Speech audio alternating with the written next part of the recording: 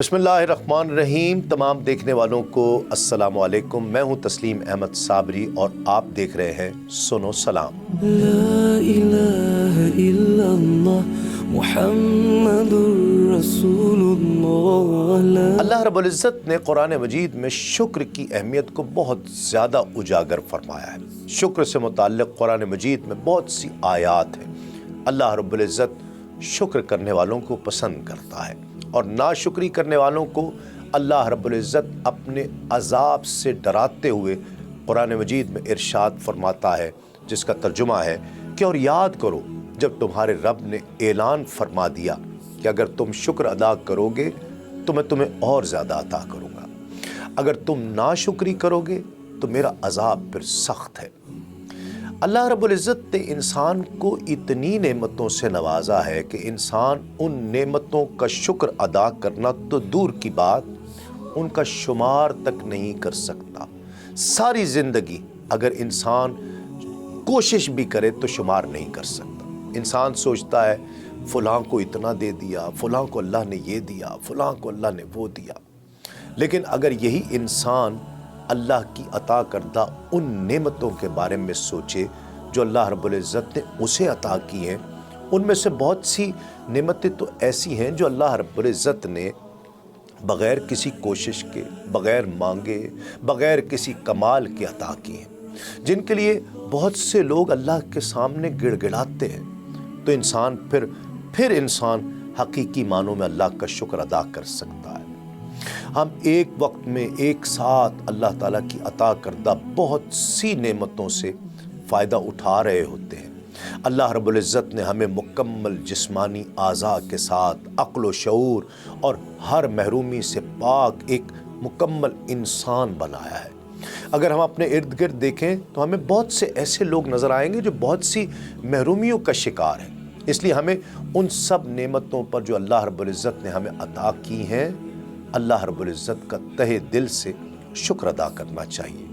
इरशाद बारी ताला है कि अल्लाह ही तो है जिसने तुम्हारे लिए कान और आँखें और दिल पैदा किए, मगर तुम बहुत कम शुक्र अदा करते हो।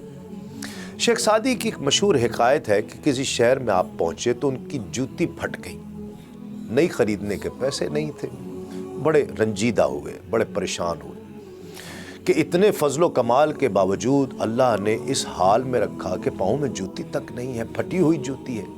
वो जैसे ही शहर की मस्जिद में दाखिल हुए तो उनकी नज़र एक ऐसे शख्स पर पड़ी जिसके पाँव ही नहीं थे। ये देखते ही अल्लाह रब्बुल इज़्ज़त की बारगाह में सजदे में गिर गए और रोते रहे और अल्लाह का शुक्र अदा किया कि जूती नहीं तो क्या मौला, पाँव तो है ना मेरे पास।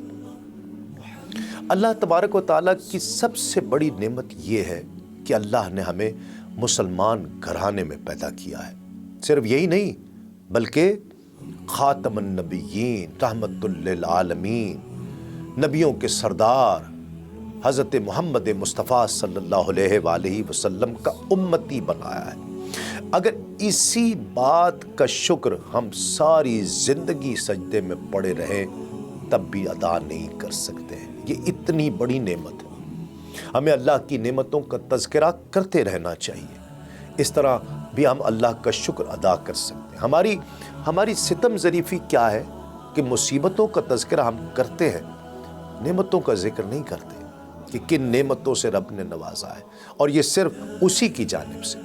हज़रत अबू हुरैरा रज़ी अल्लाह तआला से रिवायत है कि नबी करीम सल्लल्लाहु अलैहि वसल्लम ने इरशाद फरमाया कि तुम में से जो कोई किसी ऐसे शख्स को देखे जो उससे ज़्यादा मालदार हो और उससे ज़्यादा नेमतों वाला हो, अच्छी शक्ल व सूरत का हो, और उसको देखकर अपनी हालत पर वो नाशुक्री करे, तो उसे चाहिए कि वो उस पर नज़र डाले जो उससे कमतर है।